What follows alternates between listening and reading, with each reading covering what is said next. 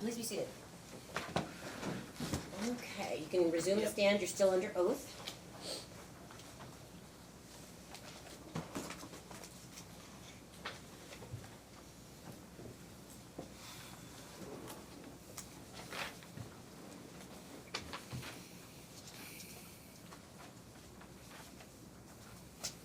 All right, your witness. Great, thank you, Your Honor. Okay, Mr. McElwain, just to kind of sum things up, how do you feel about the kids moving to Florida? What kind of an impact? Let's just start with you and with Courtney. Yeah, I mean, the kids moving to Florida would be, I mean, that's literally as far away as you can get from somebody in the United States.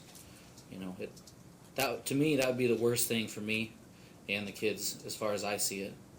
Like, you would be taking the kids out of everybody they know, everything they've known, and taking them to a place where no one is besides their mother, and isolating them out in this corner where you only see them for small little chunks of time, you know, or summers or something. You know, it's like you've just, when they're thriving, to take that away and then isolate them, it's crazy to me. Like, Okay, well, and then you've described, I think, through your testimony, the relationship they have with your mom and dad. How do you think that would impact the children? yeah, the love that my parents have for the kids and the kids show for my parents, you know, that's their grandparents. You know, it's and not having that interaction, not having them around, because they really are. My mom, she drives, you know, she drives the kids a lot from school every afternoon, but then Saturday she's driving right back up again. You know, if she finds out that we have the kids and we're all hanging out as family, she's up there, you know, with a box of food and say, let's hang out, you know, and the same goes for my dad, you know, and it's just these weekend interactions where you can get with them, you can see them during the week, you know, that's huge, you know, like. And then how about Pam and Joe? I think the same, you know,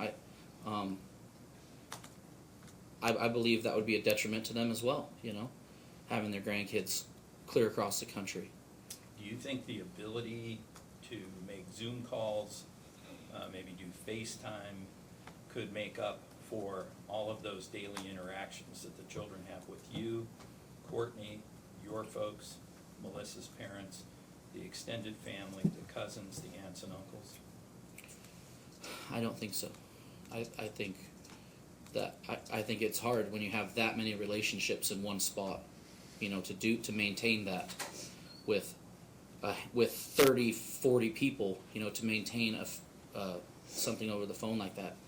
It's impossible, you know.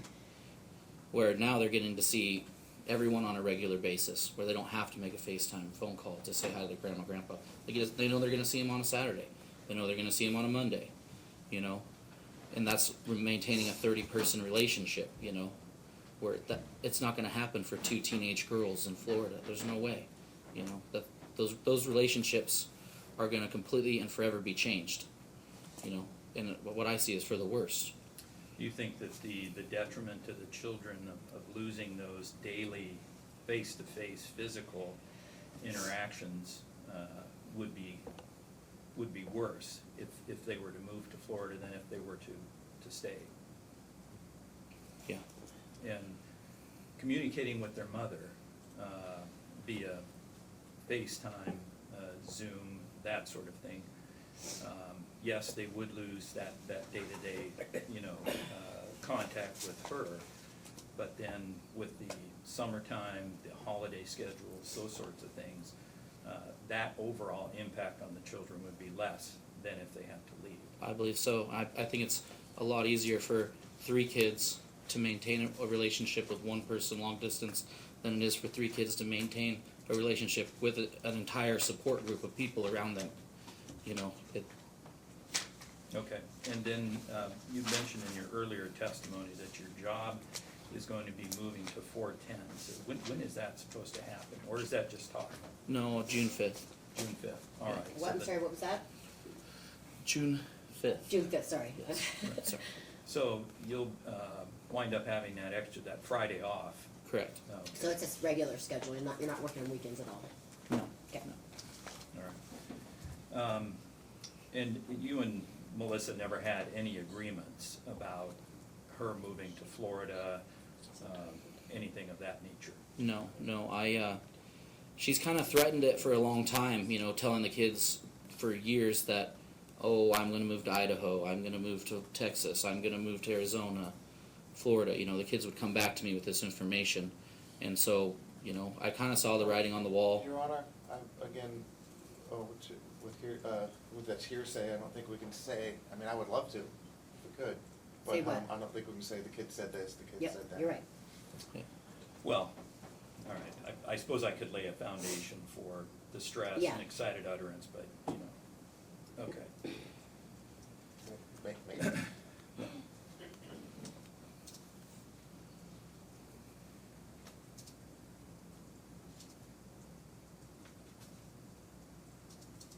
Now, as far as Melissa, I guess, finally making the decision to move, if you recall the last hearing we had in front of Commissioner Sasser, that was here in this courtroom. Do you remember that hearing? Yes. Okay. And you remember Commissioner Sasser actually continuing the court hearing until about 5:20 that afternoon? Correct. Just because there were a number of issues that had to get hammered out. Yep. Okay? And in the process, Commissioner Sasser modified your old parenting plan, basically saying, okay, there'll be no more first right of refusal, because that was a problem, Mm-hmm. all right? Expanded who could and could not pick up the children, including your wife, Courtney. Yep. All right.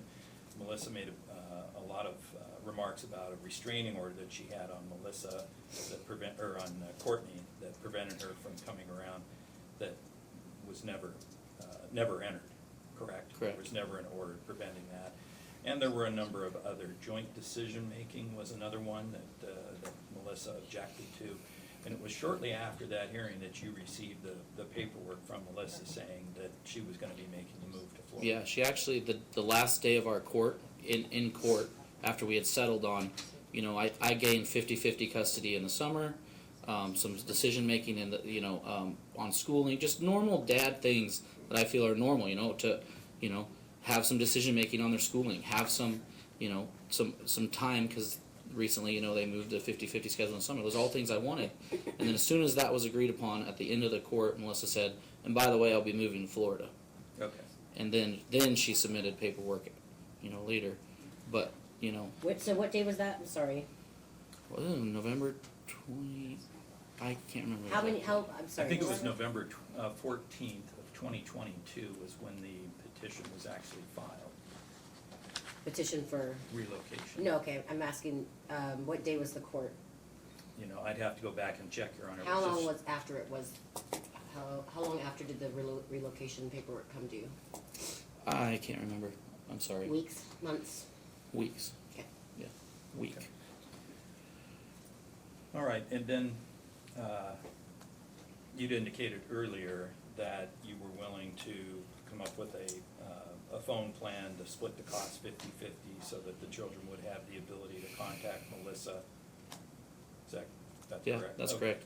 And you're willing to, if the court rules that the children should remain in Washington, you're willing to do whatever you need to do to continue to foster the children's relationship with Melissa? Yeah, my goal is to come up with a solution that works, you know, and obviously right now it's not working great, you know, but I want it to work great. That's the difference. Is I want a solution, and whatever that looks like, you know, it's when you have a parent that lives halfway entirely across the country, it changes everything. So there's going to be a learning curve, and we have to figure that out together and for the kids, because it is important that the kids have their mother in their life, you know, there's no doubt about that. Okay. Now, during this 5 weeks, Judge Banfield had ordered that the children were to go to Florida for spring break, and they did in fact go. Is that correct? Yeah. Okay. And then initially the flight information was provided to you. Is that correct? Half the flight information. I didn't have, yeah. Well, and by that, I mean, was any portion of the children's tickets that you received, was any portion of that redacted or blacked out? Yes, Okay. Who, to your knowledge, blacked that information out? Melissa. What, Right. what portion was blacked out? Was it the flight number? Yeah, and the flight departure numbers, time? departure times, all that. Okay. And you recall us having to request specific information so that you at least knew what flight the children were gonna be on? Yes, All right. My understanding is that Melissa's parents actually flew with the children, that is correct. okay, down and back? That is correct as well. Okay. And Actually, I believe, they flew down with them, and I wanna say Melissa flew back with them? Shoot, I can't remember. but they were accompanied by an Yes, adult? yes, yes. Okay, all right. And it probably goes without saying, I think the guardian ad litem also talked about it in her report, but the alternative would be for you to pack up and leave the family behind and move to Florida to be closer to the children. Is that very realistic under the circumstances? Absolutely not. Okay, and for the same reasons, you wouldn't want to leave your family, the extended family? Yeah, I can imagine, yeah. Okay, and then the judge, we touched on it a little bit. At the last hearing, when the ruling was made that the children would stay here, they'd stay in their school, you were required to pay the private school tuition. Correct. Which you've done. Yep, You were to pay for the guardian ad litem, which you've done. yep, And then you were to pay proportionate share of travel for the kids to Florida, which you have done. yep. Okay, all right. All right, thank you, that's all I have. Cross-examination. Thank you. Okay. So, hi, Mr. McElwain? Yep, Am I pronouncing your name correctly? Yep. McElwain? Excellent. So, let's say, during the marriage, did you participate in, making major decisions about the children's lives? I would say so. Then why then did you agree to give Melissa sole decision-making in the 2020 final parenting plan? Well, it was a long, drawn-out process. To be honest with you, it was me and her in a room, and things were not going good. Things were not getting over. It was just drawn out, and we had a different relationship at that time. Like I trusted her to make those decisions. And then as time went on, our relationships changed. I got with my wife now, and things really changed, and we had to approach it a different way. Like at the time, I didn't think we were going to have this relationship. So, and it was a grueling battle, just between me and her and a mediator, and we were going nowhere. It'd be like I'd make a suggestion, nope, and you just brick wall stop, and so it just felt we weren't going to get anywhere unless a decision was made. Why didn't you go to court and ask the judge to decide? Well, I think it was a money issue to begin with, and I feel that and I talked to different lawyers and talked at the time. And they're like, oh well, doing as good as you can. I would take it. So that was just at the time that seemed like the right decision. And Your Honor, if I made just point of clarification on the original parenting plan, it did give mother sole decision-making, however, it does say with input Yeah, I saw that. from the father. Thank you. Okay, and then basically the same question for the residential schedule in that order. Why did you think it was in the best interest of the children to enter that residential schedule? I'm sorry. Well, again, do you remember what the residential schedule under the 2020 parenting plan was? Yeah.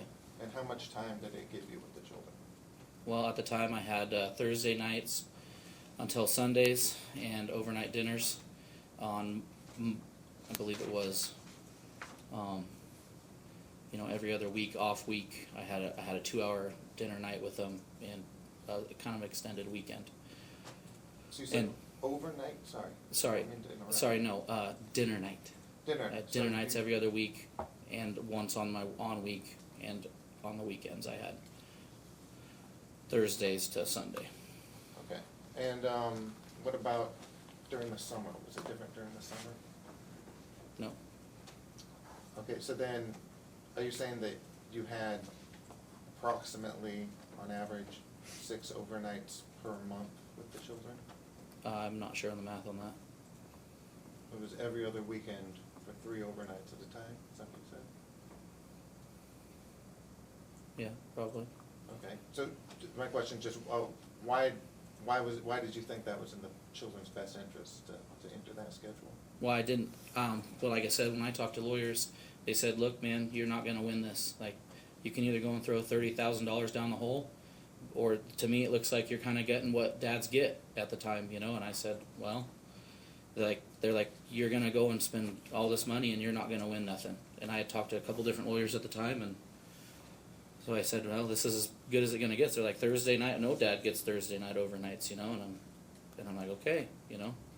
That's how it goes. And I just hoped that, you know, as time goes on, we worked into something else, you know, and I could achieve more time, you know. And I was on the way to set myself up so I could be, when we were divorced, I was a contractor on the road.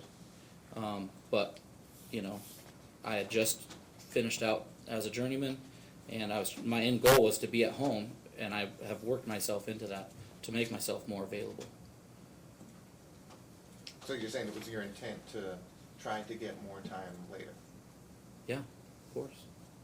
Did you ask those attorneys that you talked to about the likelihood of that happening? Yeah, I did. And they said, you know what, this is probably something better that you run down the road on, you know, and save your... Okay, so then under that parenting plan, the 2020 parenting plan, did Melissa exercise sole decision-making over education and healthcare? Yeah, She did. Did you attempt to be more involved? yep. And so what did you do to be more involved? Well,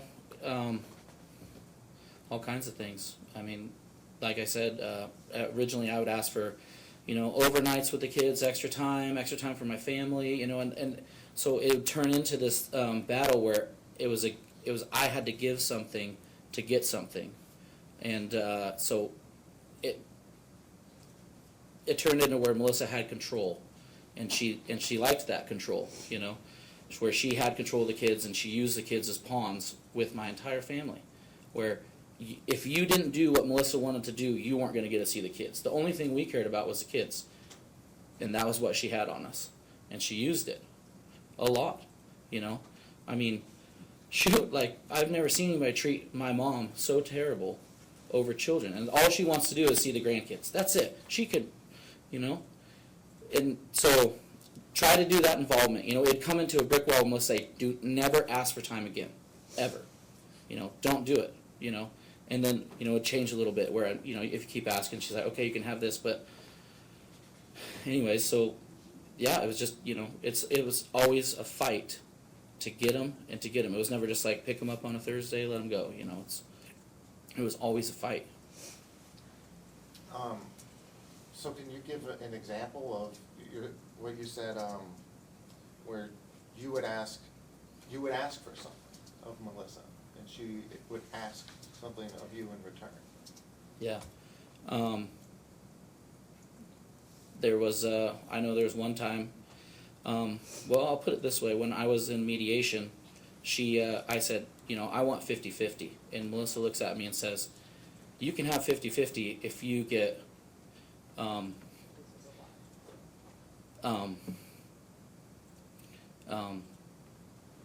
if I get snipped. So I can't have kids. She's like, I'll give you that if you do that. You know, that was in mediation. So that right there is a pretty big example of it. She would also say, hey, if you leave Courtney, you know, you'll get more time with your kids. Did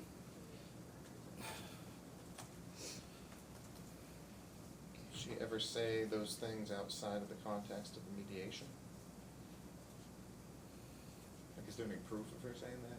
No. Any other witnesses? I don't believe I have text of that, no. Okay. How about So you talked about spending time with the children. What about doctor's appointments? Did you attend doctor's appointments? You know, the doctor's appointments thing is, yes, I had taken him to doctor's appointments, but how it was set up was Melissa would facilitate it. She would say, hey, I have a doctor's appointment with the kids, you can come. But what it turns into is me and Melissa sitting in a room together, which we have a volatile relationship as it was, and it was frankly for if there was anything serious happened, so my son broke his collarbone one time, I took him into the doctor. You know, it turns into something where it's a control issue where she's never said, hey, can you take a time off work and take the kids in, I'm unavailable. That didn't happen. It turns into where, hey, I'm going to be at this doctor's appointment, come join me. And that doesn't make sense, right? Why not? To two parents taking time off work to take their kids to a dental checkup and have a bad relationship? Does that make sense?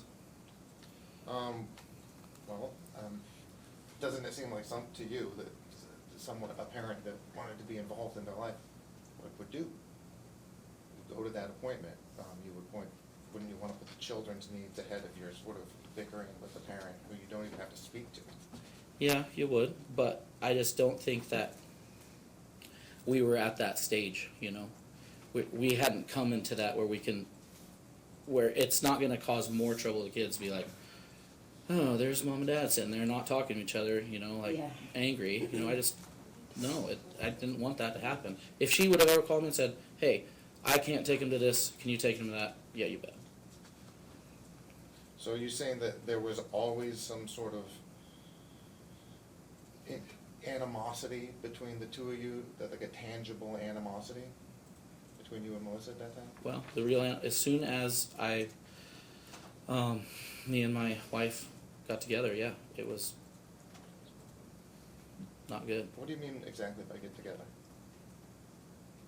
Started our relationship, dating, all that. Okay.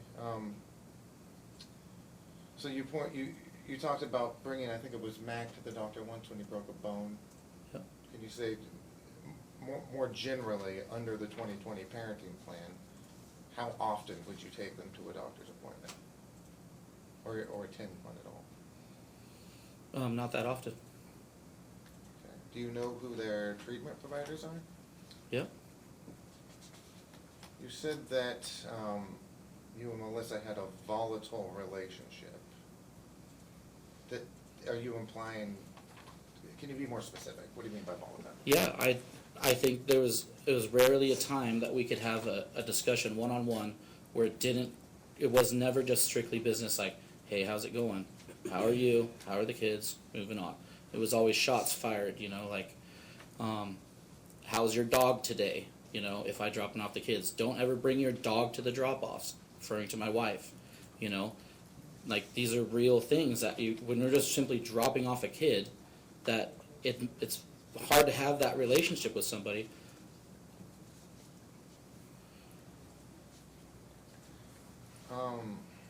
Should call inbred, call her inbred, all those things. Like it's nasty, you know? It's nasty.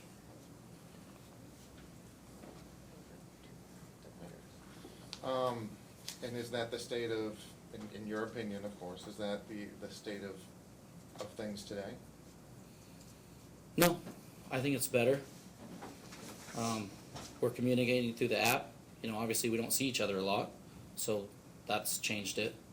The app seems to be working better, you know, but again, even with the app, I feel like there's room for improvement. Like, I feel that I'm very business in my texts. I never poke the bear. I never, you know, call names or anything, but there's always underlying statements in a text message, you know.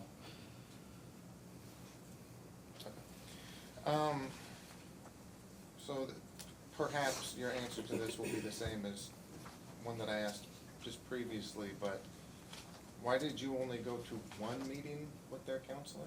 Yeah, so I didn't want them to see that counselor after I met with the counselor. And because I think the counselor wanted two different things. And even in my opinion, I said, you know, I don't want them to see this counselor.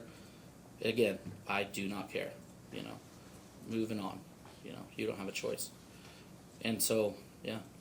Should I have gone to some more of them? Yeah. But again, like I was trying to stick my foot down. I felt if I went to that counselor, then that would just be me saying, no, it's okay, you know, I've given, you know, you win, you know, that, but, you know, I was hard pressed to not have a counselor that, you know, that I felt wasn't right for the kids. Well, I felt that there was a strong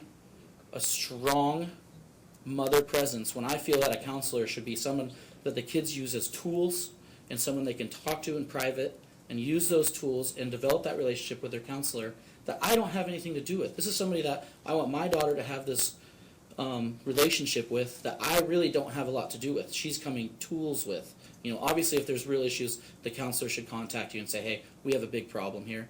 But other than that, this is Mira's or Evelyn's or Mac's counselor, right? Not mine. You know, it's their tool. right, and that sort of leads me to my next question was, did you ever, aside from the one time you went there, did you try reaching out to the counselor via email or phone and then just communicating? No. Exchanging No, information? I didn't.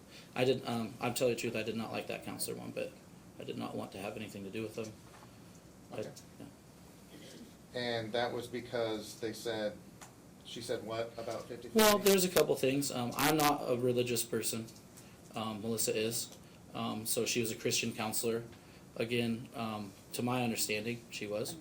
And then again, yeah. If I have somebody that's going to be taking care of my daughter's mental health that tells me dad should never have 50/50, that's a problem.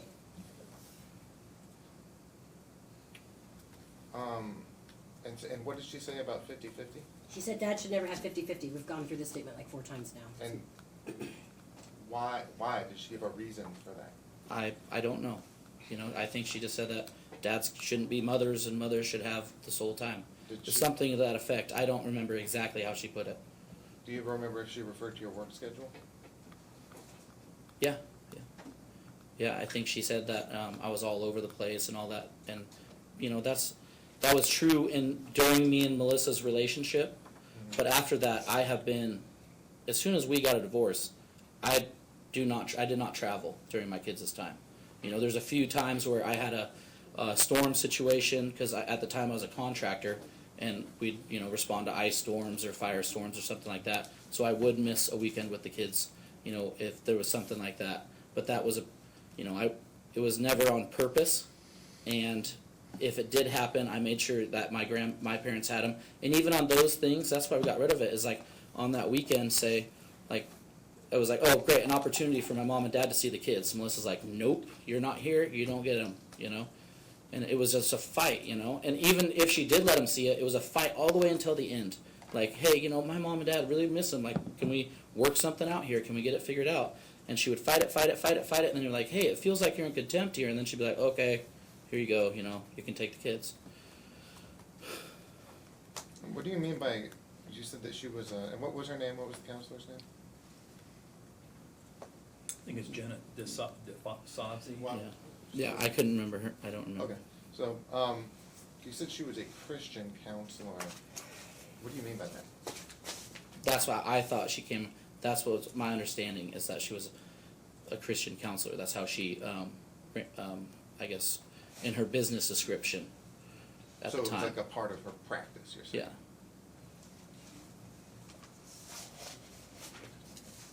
Yeah. Okay, so, you know, you testified about, you thought there'd be a negative effect of geographically removing the children from you and others. What do you think would be the effect of removing them from mother? Yeah, I mean, I think that's a good question. But what I think that they have here is far greater than what they can have in Florida. They have a tremendous support group here, you know. There's not that support group there. They don't have the family, they don't have the friends, they don't have the people, you know, that they have here. They have one person, and that's their mom.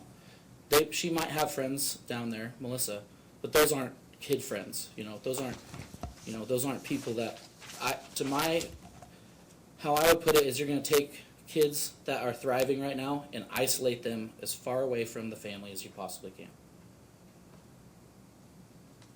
Why did you move to Carson? Work. Okay, it was work related. Yeah. Did you notify Melissa of that? Yep. And how did you notify her? I believe email. And do you remember when relative to the move that you notified her? Fairly close to the move. At the time, I just followed our parenting plan and what I had to do for it. Okay, and what are you proposing as a parenting plan? Well, I'm proposing that I have custody of the children through the school year, and Melissa has, summer breaks and winter breaks and that. If Melissa were to remain in Washington, in the Washougal area, would you argue for that same parenting plan?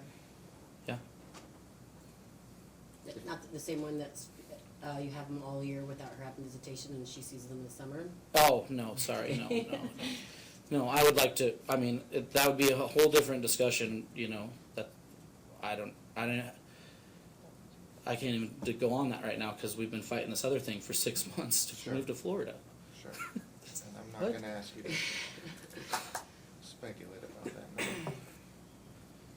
now. We had one written up. Had what written up? We had a parenting plan written up already. You mean the 2020 final parenting plan? No, we had a, It's your proposed. It's sorry, the proposed, sorry. Okay, I was confused there.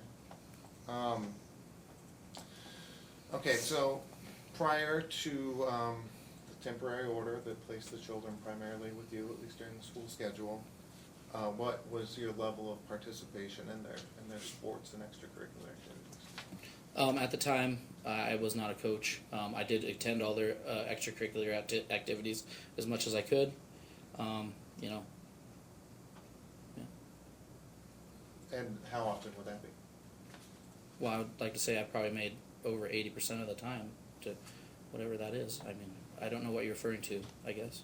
I made school functions. I made girls were in soccer. I made their soccer games. The whole family did. Would you take them to their football practices? Yeah.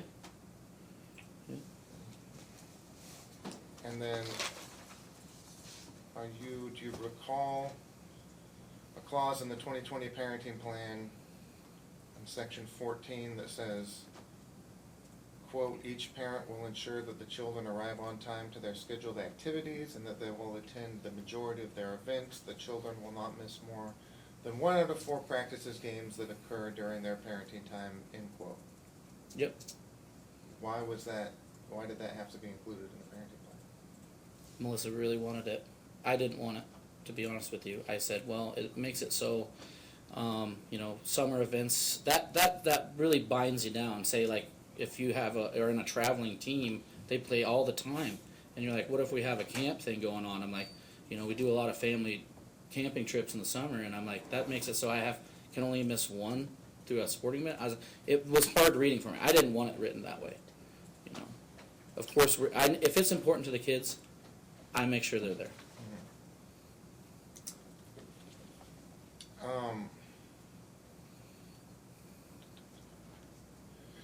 Okay, so you talked a lot about Evelyn missing practice because she was spending time with Melissa. No. Softball practice? Did Evelyn ever miss a softball practice while No, Melissa? I don't believe so. Okay. I think, Yeah. What?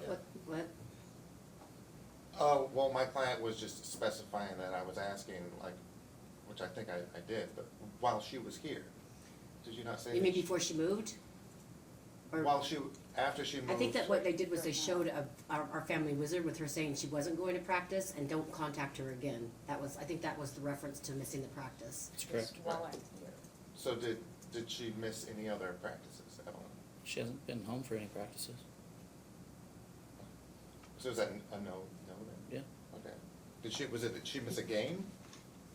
No. Okay, so it was just the one practice.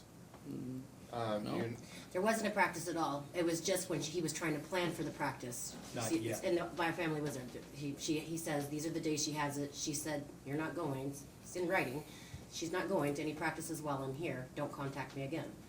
That's what it said. So I don't think, and then it came out that she didn't actually miss a practice because it didn't land on that time, so. Oh, okay.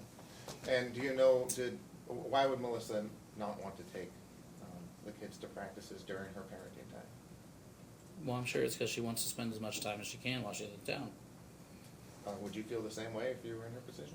Yeah, I would, but also, I think that it's something that Evelyn really enjoys, and it's something that, Melissa doesn't get to see that a lot, and she can enjoy what she does, and it's only an hour, hour and a half Hour and a half? of practice. Okay. And do you know how long it would take Melissa to drive to that practice? Yeah, 50 minutes, Okay. Round trip or one way? one way. Okay. Do you know whether she has a vehicle? I have no idea. She's visited? When was the last time you worked overtime? I'm on call once, basically every 2 months on the weekends, and that was probably last time I took some overtime. Okay, now are you still under that schedule where you're on call? Yeah, I'm just at home, but if there's an outage in the county, I respond. Usually doesn't take very long. I'm sorry to interrupt you guys.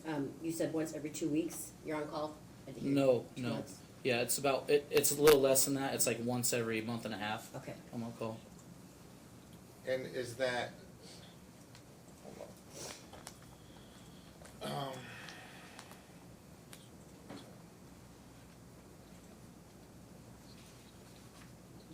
And the nice thing is, if there is some issue with scheduling issue, that it's such a tight-knit community in my work that we can trade around and stuff. If there's a ball game or something, they're usually pretty good about that. Did you work substantial overtime during Christmas? Christmas 2022? I don't remember exactly if it was over Christmas or not. There was some winter storm come in, and I did work about 20 hours of overtime during that. It was kind of in one solid block of like, a night and a day, and then I was off. It was our first snowstorm of the year, and I can't remember exactly when that was. Okay, and Your Honor, I'd like to offer Exhibit 13 to evidence. That is Mr. McElwain's pay stubs. Don't anticipate an objection as they were provided by him.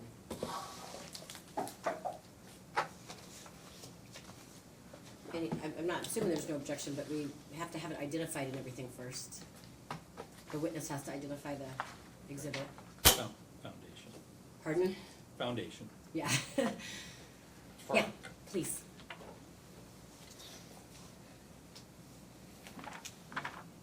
Well, This is exhibit, 13 or 14. I believe it's Exhibit 13. Thank you. Yeah. Yeah, it's 13. Yes. Okay, Mr. McElwain, you can hold on to those. Do you know what those are? Yep, What are those? my pay stubs. And are those the same ones that you obtained and provided to Yep. your counsel? Okay, I would offer them for admittance now. No objection? No objection. Admitted. Okay, and can you turn to December of 2022, the pay stubs that reflect the time you worked in December of 2022?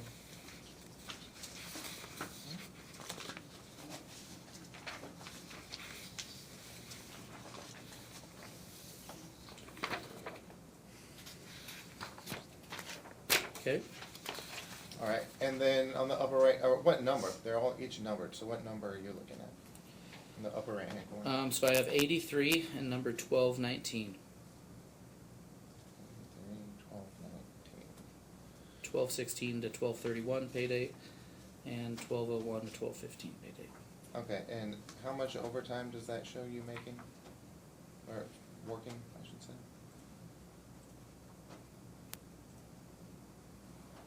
I see here 5 hours on the one.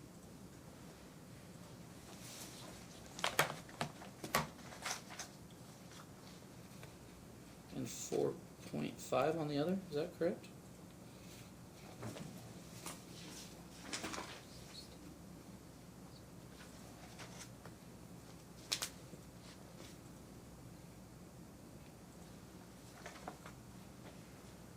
And December is typically our busiest time of the year. It's, your first snowstorm of the year, and it's just a lot of clearing branches off the lines, and then after that, it kind of settles down. I think the highest guy in our utility who takes a lot of overtime call, he has 230 overtime hours for the year, and I'm much lower than that. And what is the standby for? Everyone has a turn, so we're a small utility, so we don't have a big room to call into and stuff like that. So it's just you are it for the weekend, and that's just we split it with all the linemen between the 6 of us linemen, and we just take our on by stand call. And it's just if there's an outage or a problem or something, you get a call from the customer and says, "Hey, I'm at blank blank," and you go and respond. But you're at your That's house. the ones that every month and a half. Or Yeah, so. Yep. you're at your house, so. Right.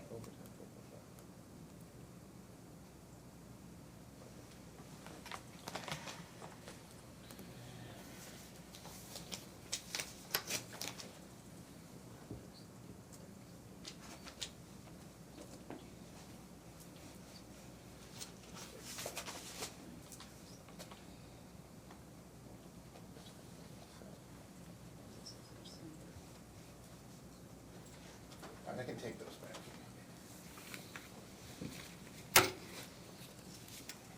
And is that the clerk's copy, or do you have your own copy? I have.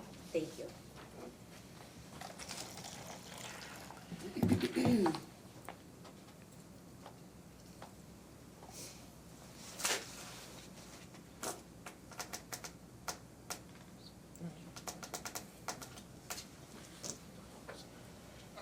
So how does your work schedule, the 4 to 10 work schedule affect the children's school and your ability to participate in that? I don't think much. It starts at 6:30, and we haven't worked that yet, so we haven't. And depending on it, all depends on what happens. I have no idea. As far as right now. Is there a bus to school in Carson? Yes. Okay. Yeah, and their school is literally 2 blocks away from my work. Okay. Do you usually take them to and from school? Not right now, no.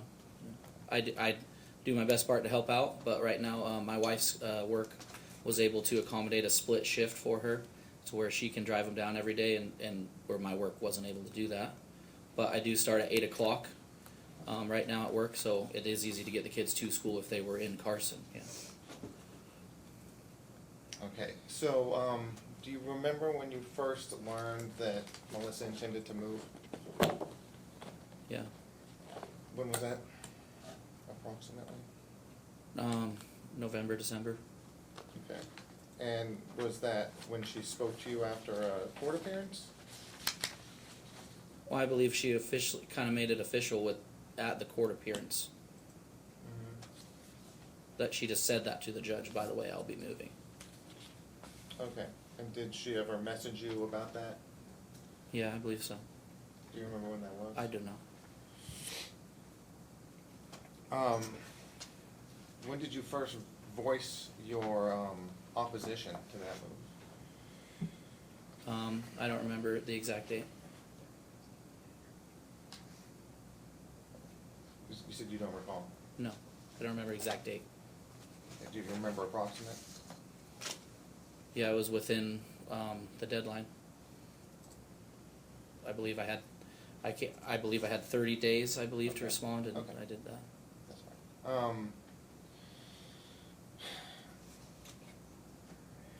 So somewhat basing this on the order in which you presented your testimony, so it might seem a little disjointed at times. So you presented evidence, exhibits about what you felt were Melissa's work opportunities here in Washington. Hmm. You remember those exhibits? They were, I got it right here. Those were exhibits 101 through 104. Are you the one who found these? Yep, Did you personally look these up? yep, me and my wife, everybody, we all had it, yep. Do you Together. remember- Sorry, what? Sorry, together. Together. Yeah. Okay, and how did you find them? The Google search, You just searched Google?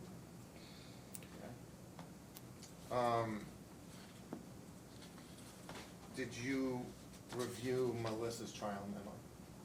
My client's trial memorandum? Yes. Do you recall the portion where she's discussing why she thinks that the job, that opportunity she has in Florida is somewhat unique? Kind of, yeah. Would it be helpful if I, Sure. showed you a copy of that? Copy of what? The trial memorandum? Oh. My trial memorandum? Mm. See, I actually don't have a physical copy of it. 'Cause I've been- I have a physical copy. What's the question, what is the question around? I'm sorry. I'm trying not to sure understand. My question is, does he remember the portion of the trial memo that discusses why my client's job in? Okay, well, we're gonna stop there because, that's not testimony. That would be your writing of trial memo. I'd like to know what his opinion is. Oh, what's your opinion of the reason that she wanted to move? Like why this apprenticeship was different than the others? Well, yeah, my opinion is that to my opinion, what she says is different. But my opinion is that as soon as she found out that I got 50-50 in the summer and all of a sudden now we're gonna have joint decision-making decisions, she's like, screw this, I'll show you. I'm going to Florida. That's my opinion. She said, you know what, see ya. I don't care who it hurts, as long as it hurts you, you're getting it. That's what it was to me. And I don't see how anybody else could take it any other way if someone was moving your kids completely across the country. Well, so. As soon as I was given, some fair parenting rights, her option was to take those away. How do you do that? Move across country.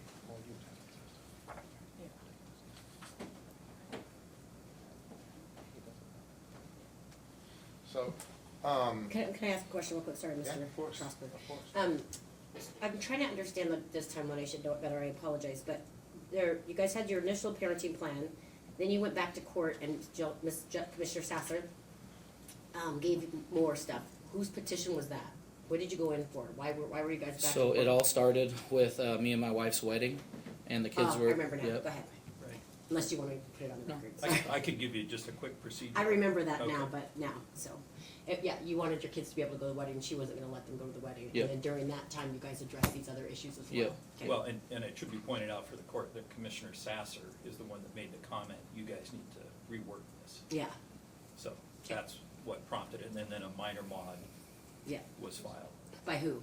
Us, Mhm. or Stan. Yeah, Yeah. okay, got it. And just to clarify, are you legally married? No. Okay, so when you say wedding, what does that mean to you? Just- We had a giant ceremony. Everybody attended, but to be honest we're nervous on what we're worried about what Melissa can try and take away from us as a couple. So we wanted to find out the implications of that before we move forward, because Courtney has worked very hard to get in her position to where she's at, and has so it's a concern of ours. That was our concern. What are you concerned exactly is going to be taken away? I have no idea. I don't know. Just if it's there, it feels to us that she's gonna try and get it. Like financial or property or? Yeah. Okay. Have you asked any attorneys about her potential ability to do that? No. Okay. So anyway, you've reviewed the trial memo, you've done some research about potential job opportunities here in Washington. Did you find any job opportunities that are locally that are comparable to the one described in the trial memo? Yeah, I believe so. You do, the ones that would provide on-the-job training for someone who's not in an apprenticeship program? I don't fully understand how Melissa's apprenticeship program down there works. I'm not 100% sure on how the Florida works, but in the Northwest, it's through locals. There's union, non-union, and I understand that how the union one works here. Yeah. Did you follow up with any of these exhibits, any of these job postings? No. So do you know, like, how long it takes these positions to open up? Well, at the time, there was openings. I haven't checked lately. Well, were they immediate? It was like, we're gonna hire you right now? 'Cause that's not what I didn't go through saw the from process, no. The exhibits.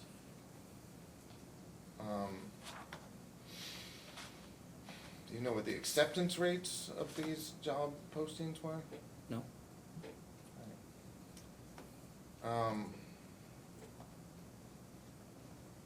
So, have the kids always done well at school?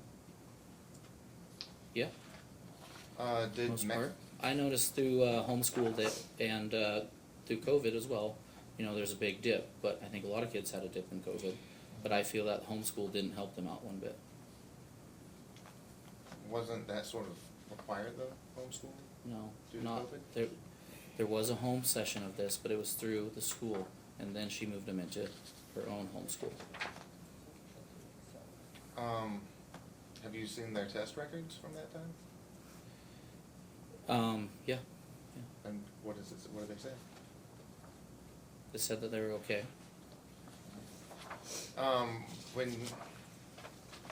When the kids were transferred to your, primary custody during the school schedule, did Mac know how to read at that time? Yeah, he could read words and a few simple sentences, but he had a lot of trouble bringing it all together. Okay, and aren't the kids at an age and grade level now where they would be expected to improve every year, every term, every semester? Yeah, I'd hope so. Right.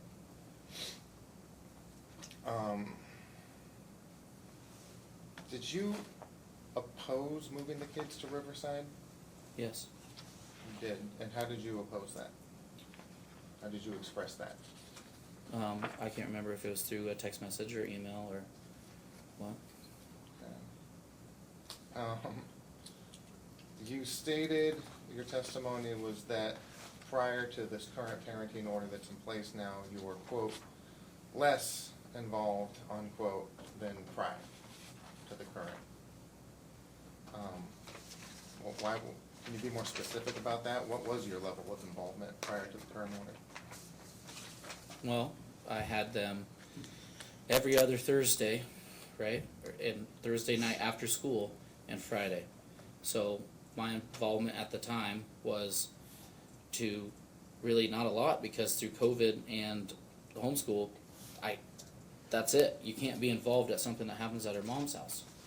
You know, and during COVID, we had Fridays with them. I believe I said this. We had Fridays with them. My mom had a day. Pam had a day. Melissa had a day. We all had our days with the kids through the COVID when they're in school. But once they're entered into homeschool, it pretty much takes me out of the picture. Well, you had the kids on Fridays though, right? Yeah. So was that a homeschool day? No. Did my client ever send you the login information about the homeschooling? No, the login information was basic. It didn't give you grade reports. It didn't keep you up to date. And when I tried to, get more nitty gritty, she's like, "I sent it to you. Figure it out yourself." And it just made it, it was not easy. No. Okay. Did you engage in any instruction, right? You don't have to follow a homeschool curriculum in order to instruct your kids. Oh yeah, of course. Yeah. Yeah, what sort of things did you do? Oh, you name it. Reading. The kids like doing art projects. I have outdoor activities. And yeah, I had applications on their iPad. Like learning apps and stuff like that. And then again, I had 1 3-day block of time with my kids every 2 weeks. So, coming them home and hammering them down like, "Hey, we're gonna sit down here and do math for 10 hours." It makes it hard. To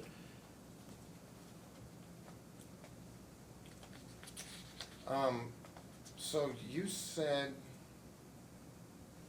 that you thought you were experiencing, quote, slander, unquote, at the school?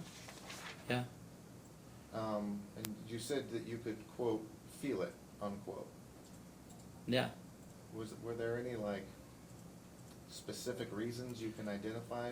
Yeah, They gave you this feeling? there was a lot of false accusations made to the school, and just let the school know about through CPS and all that. So all that has a negative effect on if they think that the kid's dad through CPS and Melissa's and through that, they're gonna look at you differently.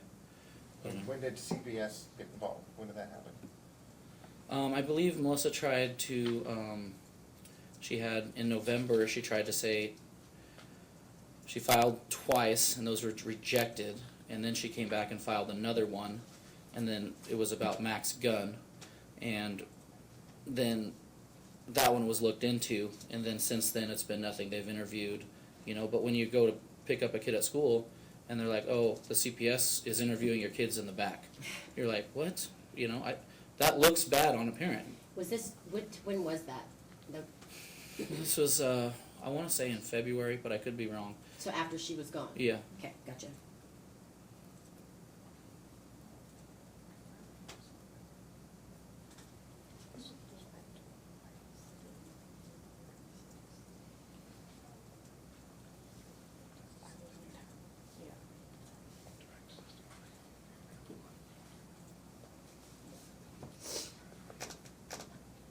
Okay. And what was your level of participation in school activities prior to the current parenting order?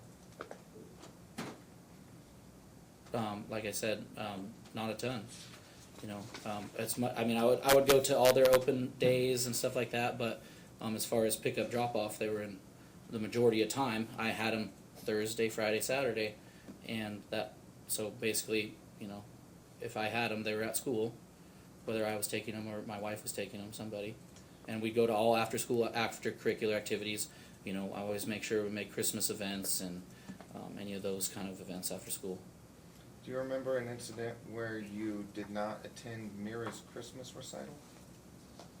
No. Do you remember attending Evelyn's Christmas recital? For this year?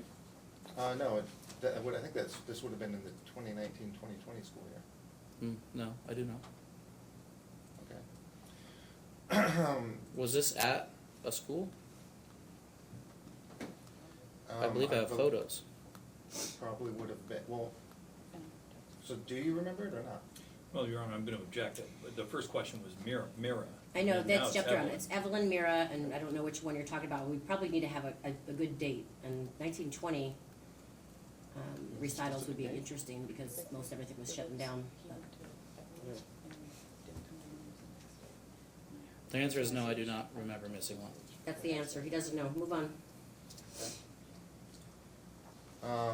Do you remember a time when you dropped Mac off at school when he was supposed to be dropped off somewhere else for a field trip? No. That would have been October 21st, 2022. Yeah, I know what happened. What happened? Well, what happened is the kids had a field trip, okay? Mac had a field trip, and Melissa went to the school and picked Mac up.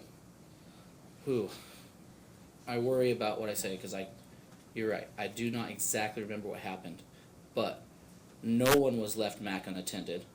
No one ever dropped Mac off at school by himself, but Melissa went and picked him up one on my time after a field trip that she attended, took him to lunch, I believe, and then, yeah, it was I believe we have all this on record. I can't exactly remember what happened.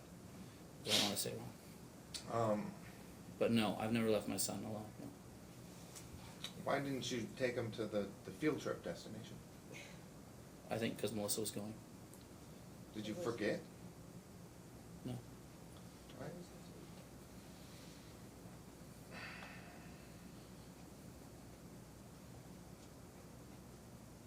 Right. You mentioned that they have friends in Carson. How long have they known these friends? About 2 to 3 years. And how were they able to develop friendships in Carson when they lived in Washougal? They had phones, And they saw him quite regularly with my sister and their family friends, so they'd see him quite often at different events. We do a lot of family events, so. Do you think that the children would be able to develop friendships in Florida? Sure. And you said you've facilitated their contact with the other friends that they've had historically with Yeah. Schuylkill. How many times have any of the kids seen Tremira Troller? I'm sorry, I didn't hear the question. The girl's name is Tremira Troller, and I was asking how often he facilitated the children's contact with that friend. Yeah, so I facilitated as much as Mira wanted to see her. And I want to say they saw once since Melissa's been gone, and then also when Melissa came back the last time for court, she got to see her, and then again when Melissa was in town, Tamira has gotten a hold of me and said, hey, can Mira hang out? I say, Mira, do you want to go hang out with her? She says, no. I said, okay. Why would she not want to hang out with her? That's Mira's decision, I don't know. I think sometimes she feels that, to be honest, I know exactly why. Sometimes Mira has a lot going on in her life right now. Her mom moved away to Florida, and sometimes Tremira doesn't listen to her as a friend and makes Tremira's problems more about her than Mira, and Mira sees that. And Tremira sometimes can be mean to her brother and sister, and so it can be a hard friendship. She knows, she put her at a distance that she feels comfortable being her friend at, and that's sometimes.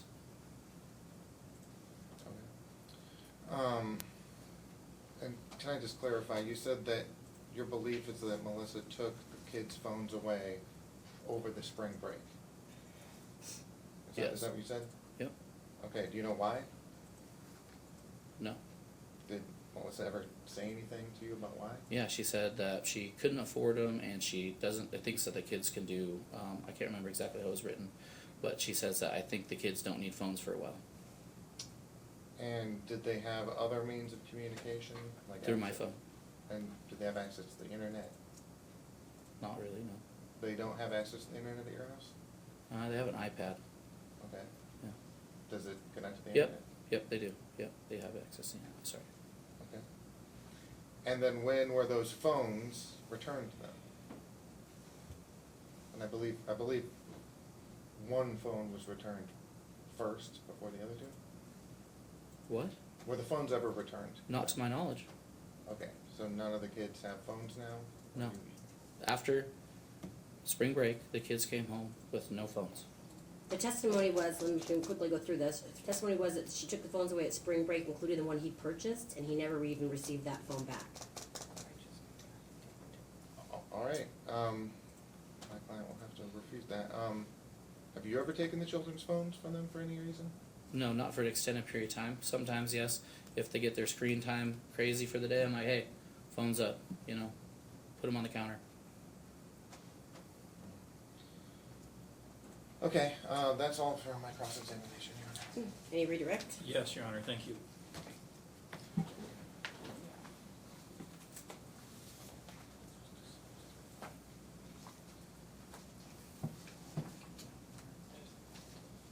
A courtesy copy. Oh, thank you.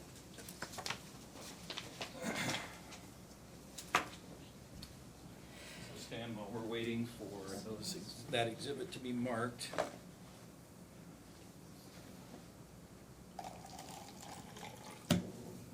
Mr. Trosper asked you a lot about the residential schedule that you agreed to in the divorce ending August 2020. Yeah. Was it your hope that by agreeing to that would bring an end to the conflict? Yeah. I mean, that's one of the main reasons you went along with that? All right, and then Mr. Trosper talked to you a little bit about overtime. Were you looking for a little bit of overtime to help you with some of these litigation costs as well? Yeah, and then, when me and Melissa were together, my sole goal that we decided was I was going to make as much money as our family could do it. And that put me working all the time. Okay. That was our sole goal, right? And then- so, Oh, go ahead. yeah, and so obviously now the goal has changed, Okay. And you expressed some concern about when you and Courtney were going to get married, you had concerns about what Yeah. Remember that? Yep. Okay. Well, do you remember an incident where this young lady in the front row right here filed a Freedom of Information request for your wage information at the PUD? Yep. Okay. Do you remember her giving a false name to the PUD in order to do that? Yeah, I believe so. Objection, Your Honor, I don't think he has foundation for that unless he was present at the PUD. I don't know how He was working at the PUD when the request was made. And Okay, I needed, sorry guys, question again. The young woman in the front row filed a Freedom of Information request under a false name to Stan's employer, requesting copies of his financial information. Okay, I will produce that FOI Yeah. this afternoon. Right. So, okay, but was that an example of the concerns you have about Melissa and the lengths that she would go to try to interfere? Yep. Okay. I'm gonna hand you what's been marked as respondents 117. I correct? wanna clean up the record. You had an objection to what? Well, him identifying whether or not she gave a fake name. I need to know. I can that. call her as a witness this afternoon. Okay, well, we'll have to do that, so, Well, yeah. is there a reason why you thought someone had a fake name? Used a fake name? I didn't know who it was who initially said that. It just used the name, and then we found out later it wasn't her real name. Okay, It was actually on the record in court in front Okay. of Commissioner Sass. okay. So, I wasn't on the case of that. right. I understand. Do you wanna withdraw the objection though, since we're talking about something that was previously made part of the court record? Well, it seems like it's, yeah, that particular, although I would like to float a relevance objection here. I don't really see. Well, you opened the door to that, Mr. Trosper. You asked why he didn't legally marry Courtney, sorry for not using your last name, and he indicated because he didn't, was basically trying to limit access for Melissa to their relationship and their stuff because of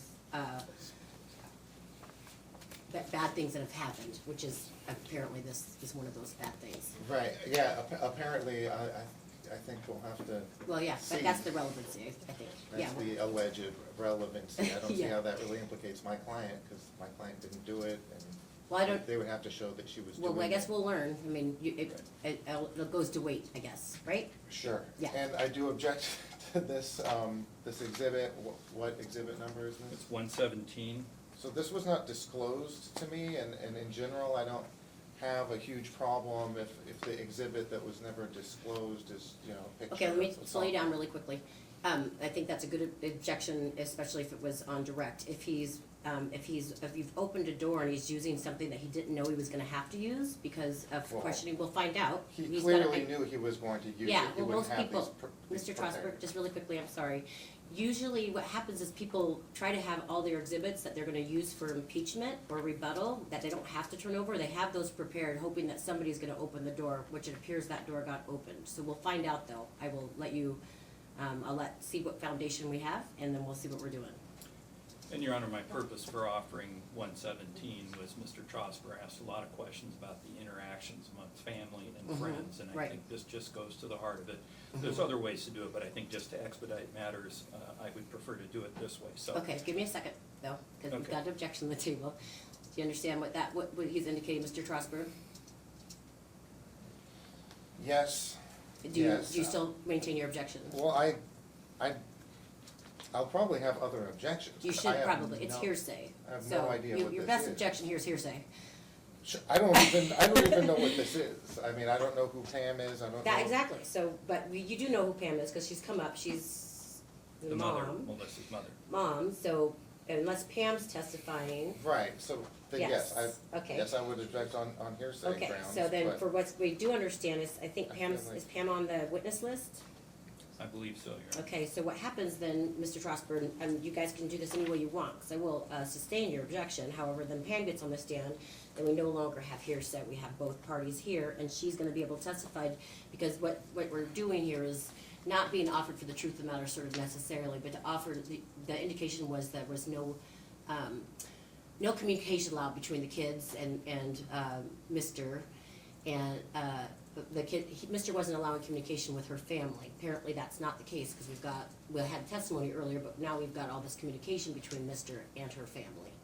So really, it's not necessarily being offered for the words on there, but we clearly can see, I mean, he could just offer it without the words, so we could see that there was communication between the family members, or he could wait till Pam gets on the stand and do the same exact thing. And these are between, Well, I don't know how many there are. This is a text exchange between Pam and Mr. McElwain. You see, understand what, understand, so not A necessarily series. offered for what the truth of the matter is, sort of what is inside the text themselves. Right, But yeah, we were told I there was no understand. communication. I certainly understand that distinction. So- I thought this was being offered with something having to do with this Freedom of Information Act. No, That was sorry. just a question, that was one question dropped. Okay, so That we're was- moving on from yeah. the, Correct. okay, that was part of why I was so confused by this. Got it. I That thought makes sense to me. This was a direct, All right, guys, sorry, Okay. 12:02. So now we're gonna let you, you're gonna have to get your redirect when we come back. We'll be back at 1:30. Does that work for everyone? Yes. Yeah. And then you'll probably have your, the GAL on the stand first, and then we'll kick it back to the redirect. yeah, and our intent is that both parties will ask all their questions about the GAL so she can be excused. Yeah, absolutely. Correct. Great. Anything else? Nope, thank Okay. you, Your Honor. The courtroom will be locked during the lunch hour, so bring anything that you want out of it, that otherwise you can leave everything here. And I'll see everyone back at 1:30.